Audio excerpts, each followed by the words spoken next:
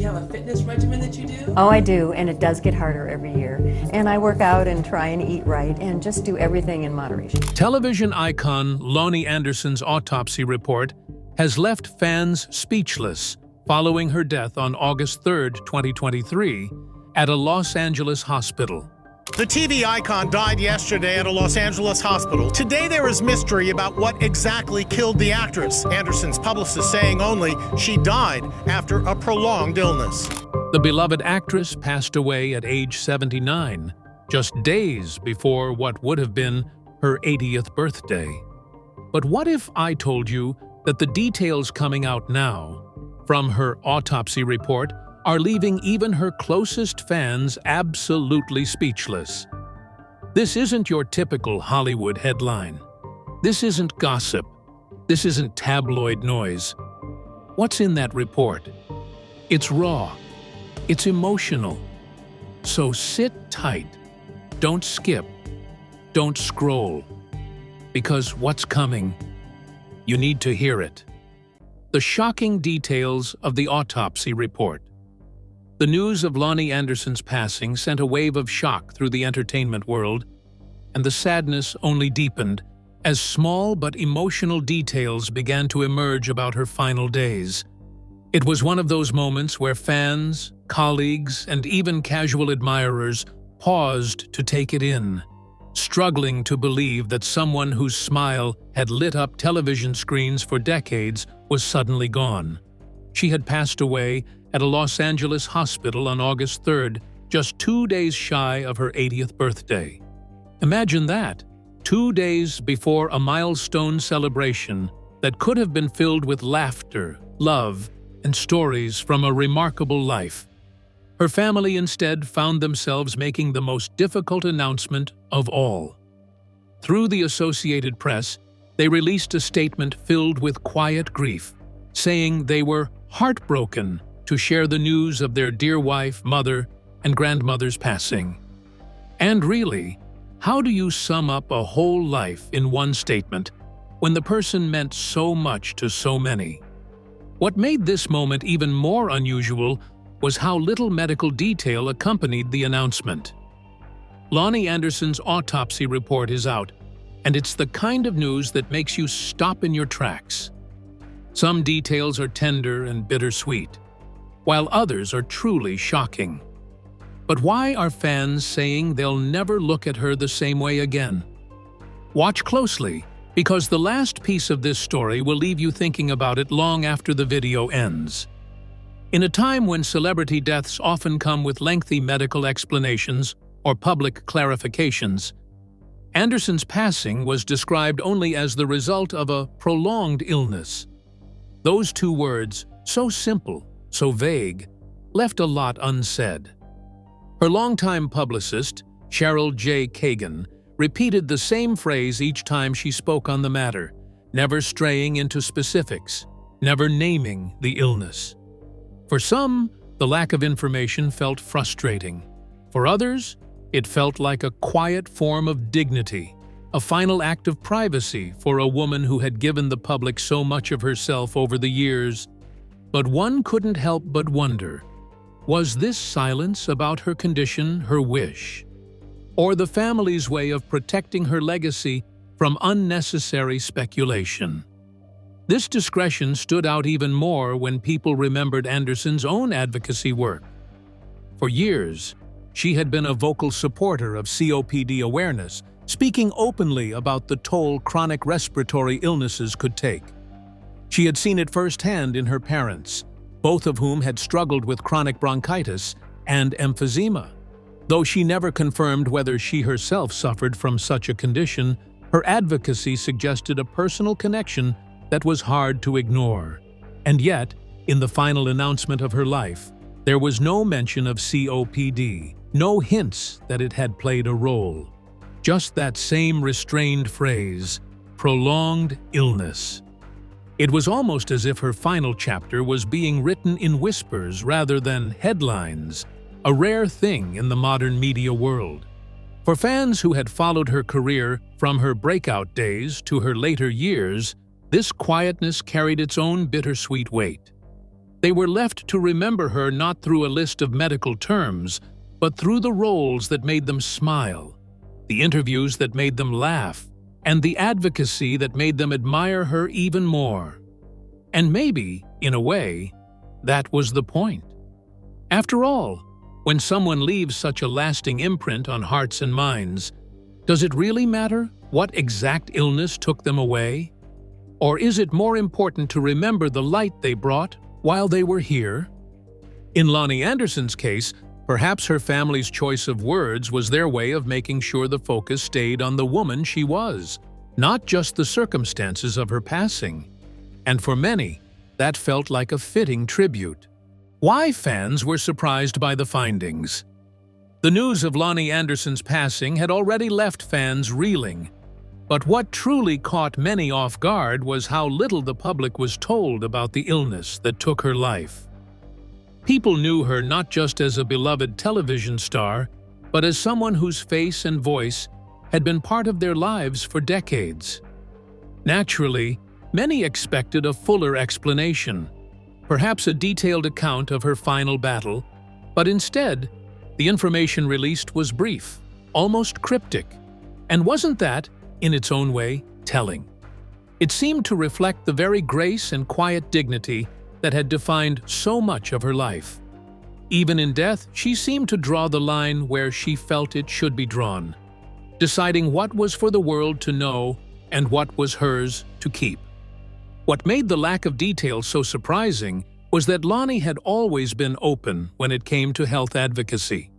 In her later years, she had been a strong, unwavering voice for causes close to her heart, fighting for COPD awareness, supporting multiple sclerosis research, and tirelessly using her fame to push for better understanding and resources. It wasn't just charity work for her, it was deeply personal, shaped by years of caring for her chronically ill parents and witnessing firsthand how relentless disease could be.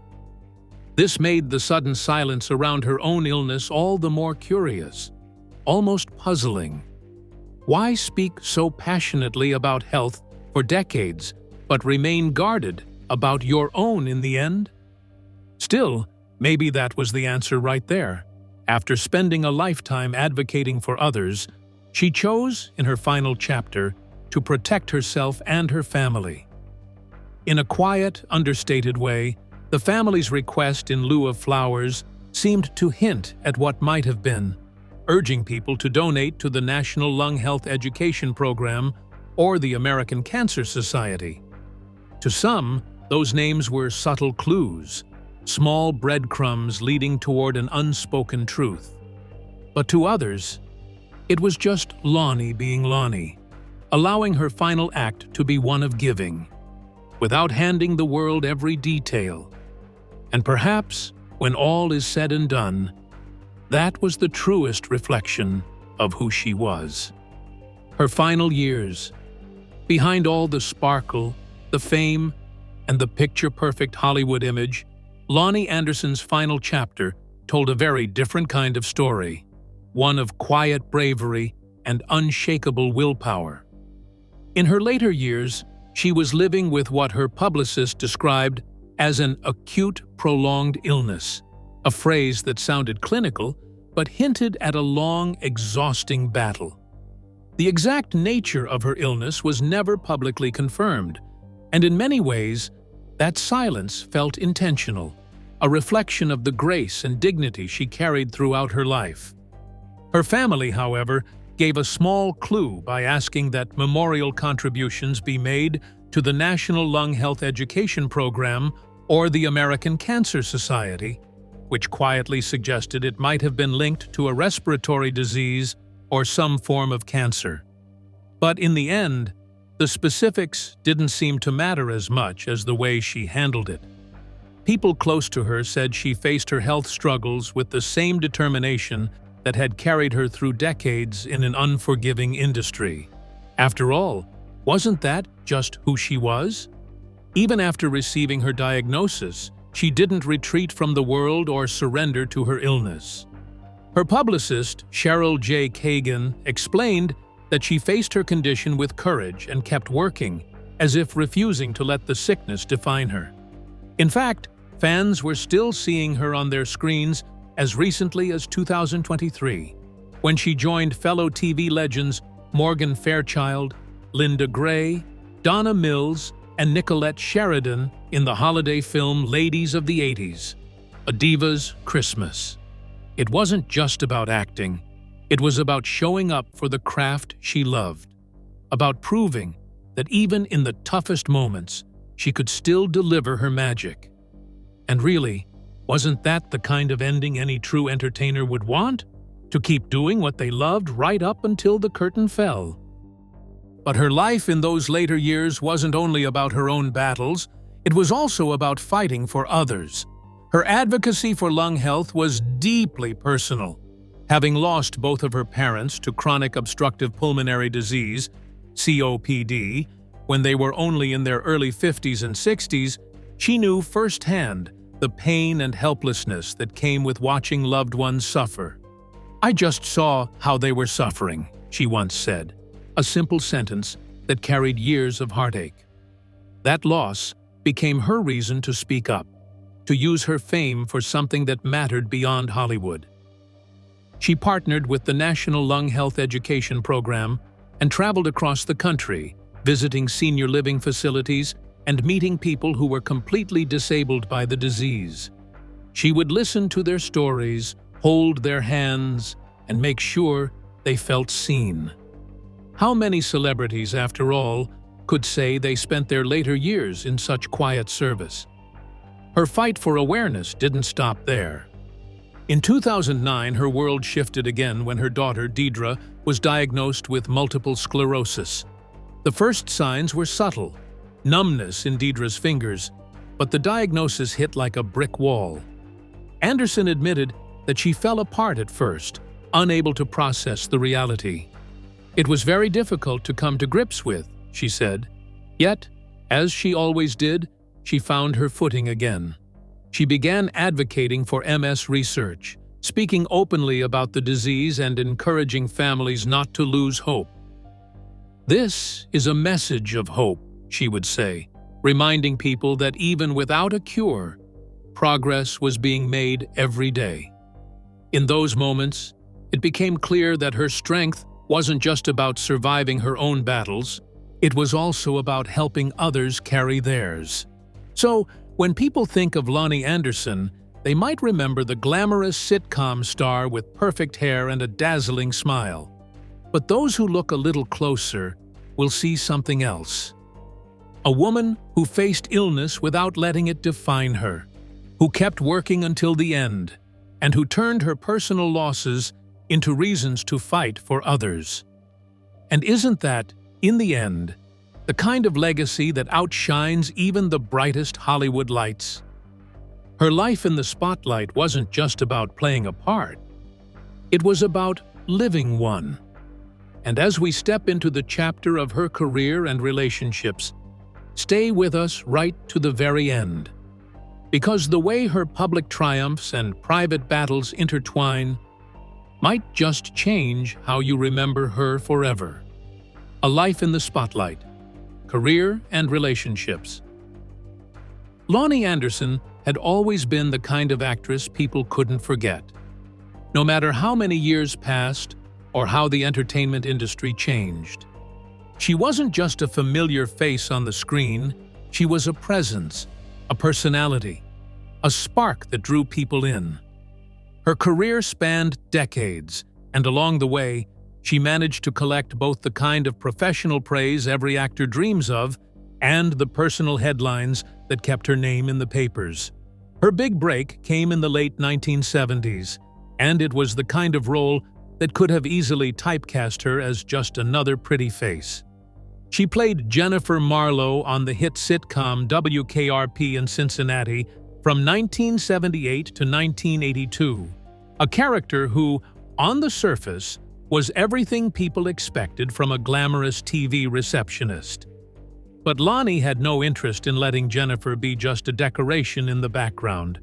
She told the show's creator, Hugh Wilson, something that set the tone for the entire role. Let's make her look like Lana Turner and be the smartest person in the room.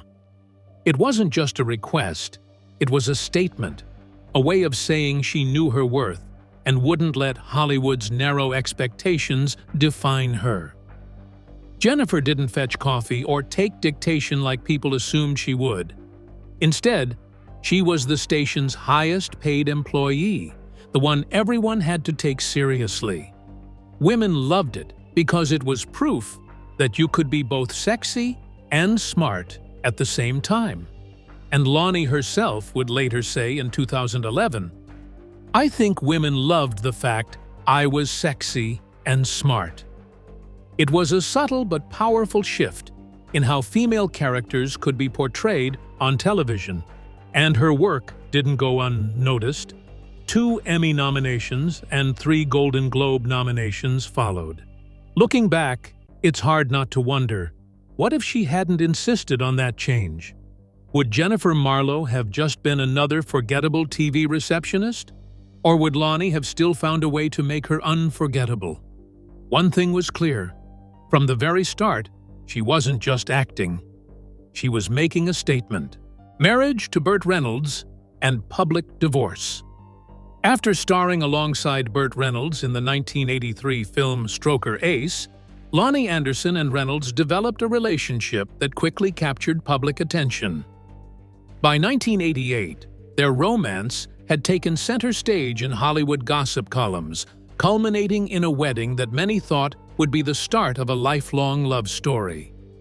That same year, they adopted their son, Quinton, which seemed to seal the image of a happy family. But, as often happens in stories that glitter on the outside, the reality behind closed doors was far more complicated. By 1994, the couple's marriage had unraveled into one of the most bitter and publicized divorces of the decade. Reynolds claimed that Anderson had a habit of buying everything in triplicate and once managed to max out a platinum American Express card, one with a staggering $45,000 limit, in just 30 minutes. Anderson, on the other hand, accused Reynolds of physical abuse, which she linked to his painkiller addiction. The accusations flew, the legal battles dragged on, and what had started as a fairy tale became a long, drawn-out saga that wasn't fully resolved until 2015, when Reynolds finally closed the chapter by writing a check for $154,520. But life has a way of surprising people, doesn't it? After years of drama, heartbreak, and public scrutiny, Anderson eventually found something she hadn't experienced in a long time: quiet, steady happiness. It came in the form of Bob Flick, a musician she had first met way back in 1963 at a movie premiere in Minneapolis. At the time, they were just 2 young people whose lives briefly crossed paths, neither realizing that decades later, fate would bring them back together. When they reconnected years later, it wasn't about the Hollywood spotlight or headlines. It was about 2 people who genuinely enjoyed each other's company. They married on May 17, 2008, and in a touching detail, their wedding cake even featured the photo from the night they first met. Unlike her high-profile and often turbulent past relationships, her marriage to Flick stayed firmly out of the tabloids. They spent their time together attending charity events, quietly supporting causes they cared about, and simply enjoying a shared life away from constant media intrusion. Their bond lasted 17 years, right up until Anderson's passing, a rare, enduring love that stood in sharp contrast to the chaos of her earlier years. And perhaps, for her, that was the truest happy ending she could have hoped for. But endings have a way of sparking reflection, and what's been happening since her passing has been nothing short of remarkable. Around the globe, voices have been rising, stories have been pouring in, and tributes have taken on a life of their own. So don't go anywhere, because in the next moments, you're going to see exactly how the world is remembering Loni Anderson, and some of it will take your breath away. How the world is remembering Loni Anderson. When the heartbreaking news of Loni Anderson's passing began to circulate, it felt like the entire entertainment world paused for a moment. Everywhere, from TV screens to social media feeds, people were remembering the woman who had left such an undeniable mark both on screen and in real life. Friends, colleagues, and fans poured out their love, each tribute painting a vivid picture of who she truly was. Barbara Eden, the beloved star of I Dream of Jeannie, said she was absolutely stunned and heartbroken, a reaction that seemed to echo the feelings of so many. She spoke of Loni's razor-smart wit and impeccable work ethic, words that hinted at the strength, charm, and intelligence that had carried Loni through decades in Hollywood. Morgan Fairchild, who had worked alongside her in the 2023 Lifetime film Ladies of the 80s, A Diva's Christmas, remembered her as one of the genuinely nicest ladies I've ever worked with. And coming from someone who had seen and met so many personalities in the industry, that was no small statement. Tim Reed, who had shared the screen with her on the WKRP in Cincinnati as the unforgettable Venus flytrap, called her one of the dearest friends I've had in my life's journey. How often do you hear a co-star speak with that much warmth decades after the cameras stopped rolling? Even Tori Spelling, who had known Loni in later years, said she represented kindness, humbleness, and pure grace. Three qualities that can be hard to hold on to in the spotlight. As the tributes kept coming, it became clear that this wasn't just about losing a talented actress. It was about losing someone whose presence made a difference in every room she entered. And really, isn't that the kind of legacy anyone would hope to leave behind? Her influence on women in Hollywood. Throughout her career, Anderson became more than just a familiar face on television screens.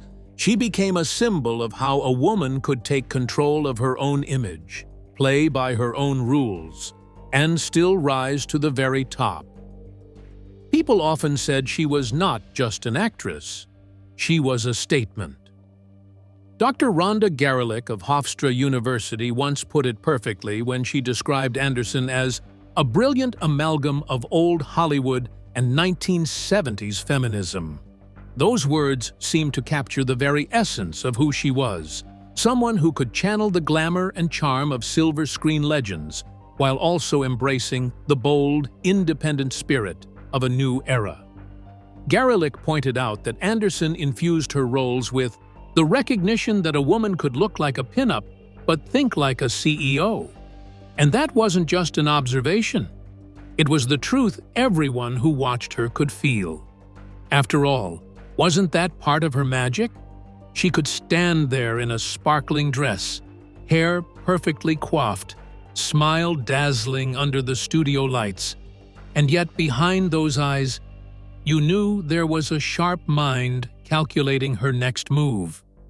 Anderson's path in entertainment wasn't one of blind luck or being at the right place at the right time. It was built on a careful understanding of how the industry worked and how to navigate it without losing herself. She understood the unspoken rules of Hollywood, but she also knew how to bend them, sometimes even break them, to make them work in her favor.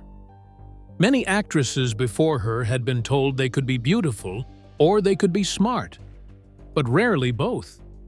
Anderson looked at that false choice and seemed to say, "Why not both?" And that was what set her apart. It's not easy to balance the image of a glamorous starlet with the mindset of a strategic businesswoman, but she did it so naturally that people often didn't realize how intentional it was. Isn't that the mark of true power, making something look effortless, when in reality it's the result of sharp thinking and careful planning? From the early days of her career, Anderson displayed a confidence that was magnetic. She didn't just walk into a room, she owned it. Colleagues often recalled how she had this calm, steady energy about her, as if she knew exactly who she was and didn't need anyone else to define her worth. In an industry where so many women felt pressured to fit into a mold, she carved out her own. Some might have underestimated her because of her beauty, assuming she was just another blonde bombshell who would fade as quickly as she appeared. But Anderson knew exactly how to turn those assumptions into her advantage. She once hinted that being underestimated could be a secret weapon. It allowed her to observe, learn, and then surprise everyone when she took control of the narrative.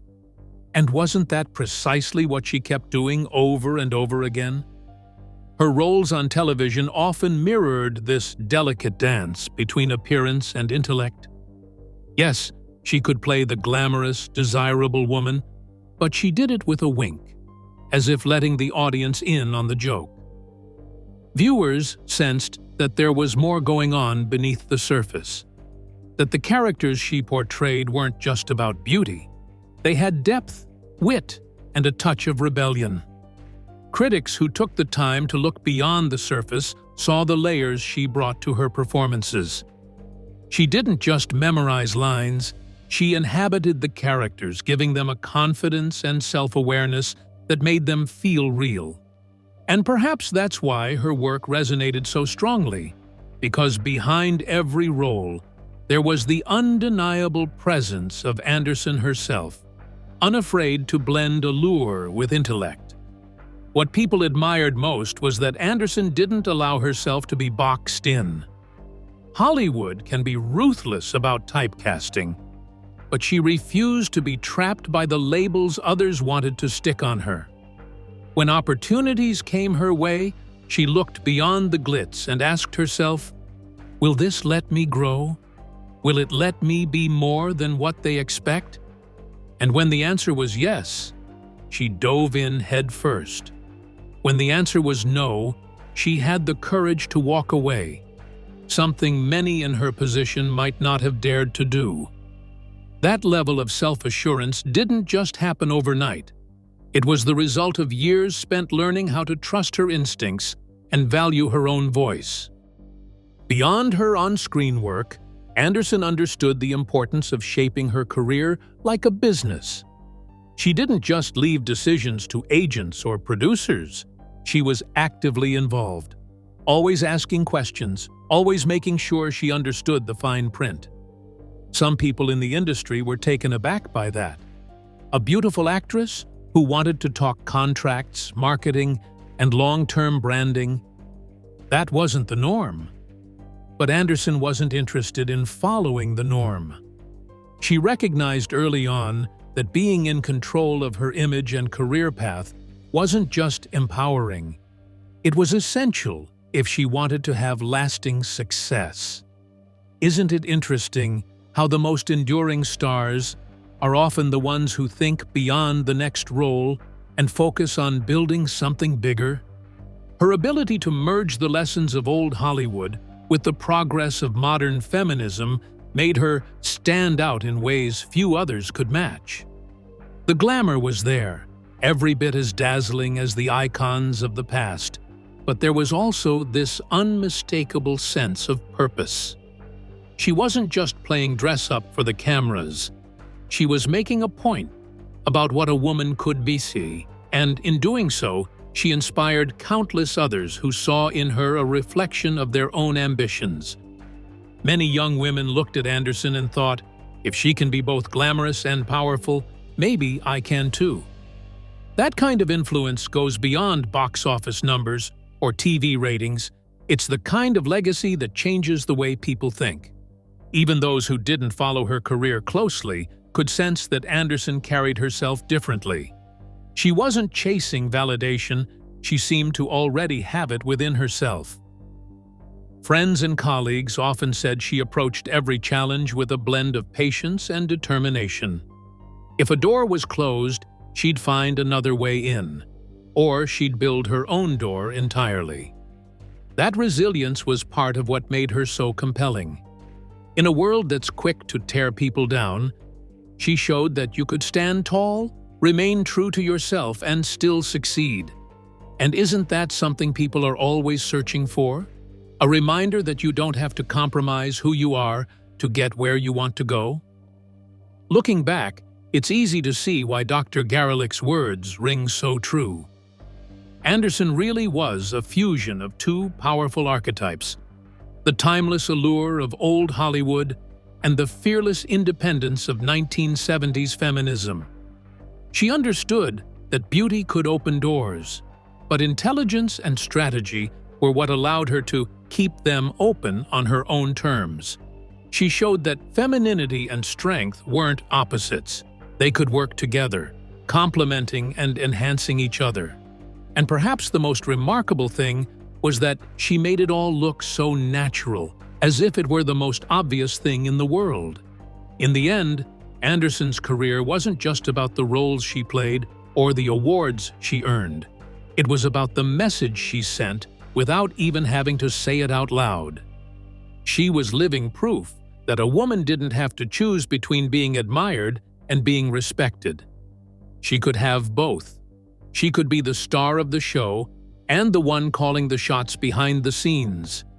She could be, as Garelick so perfectly put it, a pinup who thought like a CEO. And isn't that the kind of story that never really goes out of style? Beyond her professional accomplishments, Anderson's legacy lives on through her family. She is survived by her husband, Bob Flick, daughter Deidre, son Quentin, and grandchildren Mackenzie, Megan, Felix, and Maximilian. Her longtime manager, Steve Sauer, summed up her essence perfectly.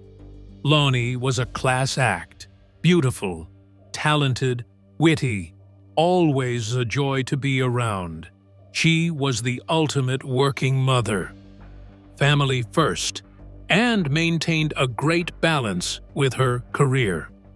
With this, we have come to the end of this video. Thanks for watching. If you enjoyed this video, do well to like, comment, and subscribe for more content. To enjoy more thrilling stories, click now on the following video that pops up on your screen.